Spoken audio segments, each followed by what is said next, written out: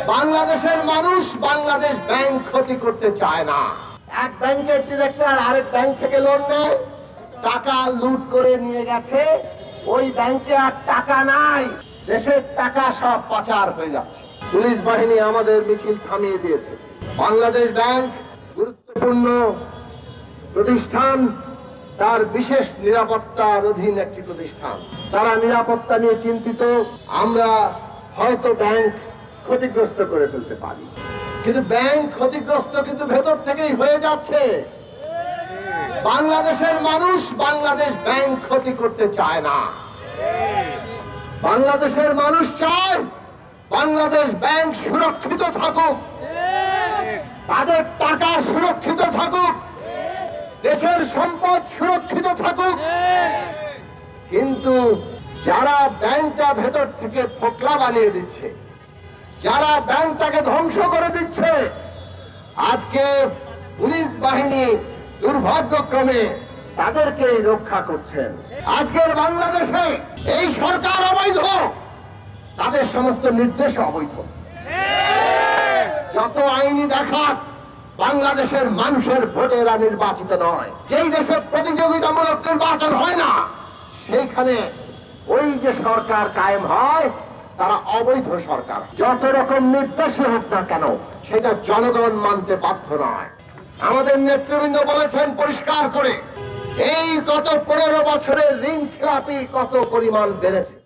আপনারা বলেন 1,56,000 কোটি টাকা, আসলে সেটা 4 লক্ষ কোটি টাকার মতো।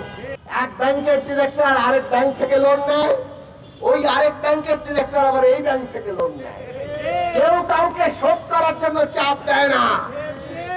আর যখন এটা ঋণ খেলাপি হয়ে যায়, তখন বাংলাদেশ ব্যাংক সরকারের নির্দেশে পুনর্তফসিলীকরণ, মানে অল্প কিছু টাকা দাও, আবার এটা রেগুলার হয়ে গেল।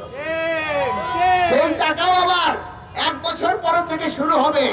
এইরকম নানান রকম ফন্দি বিক্রির সুবিধা করে দিয়ে, ঋণ মাফ করে দিয়ে, ব্যাংক থেকে ইনজাংশন এনে এনারা যে কত লক্ষ কোটি টাকা এই ঋণ খেলাপি বানিয়েছেন, তার কোনো সঠিক পরিসংখ্যান আমাদের কাছে নাই। বাংলাদেশের মানুষ জানে না, অথচ এই টাকা কার, ব্যাংকে কারা টাকা রাখে? বাংলাদেশের জনগণ টাকা রাখে। জনগণের টাকা ব্যাংকে আছে, আর কতিপয় সরকারের সুবিধা নিয়ে তারা ব্যাংক থেকে সমস্ত টাকা লুট করে নিয়ে যাচ্ছে, আপনার আমার পকেট খালি করে দিচ্ছে। ব্যাংক যখন বসে পড়বে, তখন আমাদের সবার কিন্তু অ্যাকাউন্ট আর টাকা থাকবে না। ব্যাংক যে বসে পড়ার অবস্থায় এসেছে, সেইটা দেখেন তারা মার্জার, এক ব্যাংক আরেক ব্যাংকের সাথে মিলিয়ে দিচ্ছে। দুর্বল ব্যাংকে তুলনামূলক একটু বেশি, যারা একটু ভালো অবস্থায় আছে, তাদের সাথে মিলিয়ে দিচ্ছে। টাকা লুট করে নিয়ে গেছে, ওই ব্যাংকে আর টাকা নাই, ওই ব্যাংক বসে পড়বে, আপনার আবার অ্যাকাউন্ট সব বন্ধ হয়ে যাবে।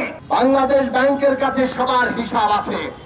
আমরা ঋণ খেলাপিদের তালিকা চাই, ব্যবস্থা চাই।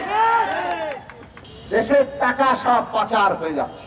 এই 1 বছরে সরকারের বাংলাদেশ ব্যাংকের হিসাব হচ্ছে, আমাদের রপ্তানি আয় 55 বিলিয়ন ডলারের বেশি, রপ্তানি আয় 55 বিলিয়নের বেশি গত 2022-23 অর্থ বছরে। বাংলাদেশের শ্রমিকের কষ্টার্জিত শ্রম যে বিদেশে মুদ্রা আনে, তা বিদেশেই থেকে যায়, বাংলাদেশে ঢোকে না। কারা কারা আমরা জানতে চাই। পুরো পরিস্থিতি কোন দিকে যেতে পারে, সারা দেশের মানুষের জীবনে কি ভয়াবহ পরিণতি আসতে পারে। এরা লুটপাট করবে, আর দেশে ডলার সংকট হবে। সাধারণ মানুষ যারা সম্পদ তৈরি করে, তাদের জীবনে আজকে ভয়াবহ অবিশ্বাস উঠবে। 7টা ব্যাংক এক এস আলমের কর্তৃত্বে ছিল, সর্বশেষ ন্যাশনাল ব্যাংকটাও তাদের হাতে তুলে দেওয়া হলো। 8টি ব্যাংক তাদের কর্তৃত্বে।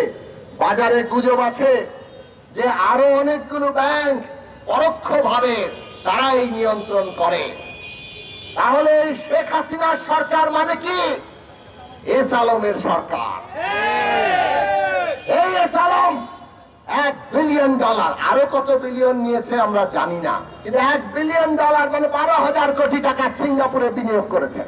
তার অভিযোগ এসছে, সেইটার ব্যাপারে ন্যূনতম কোনো তদন্ত তারা করতে দেয় নাই। আদালতে যাওয়া হলো, প্রধান বিচারপতি বসেও বললেন এই তদন্তের কোনো নির্দেশ তিনি দিলেন না।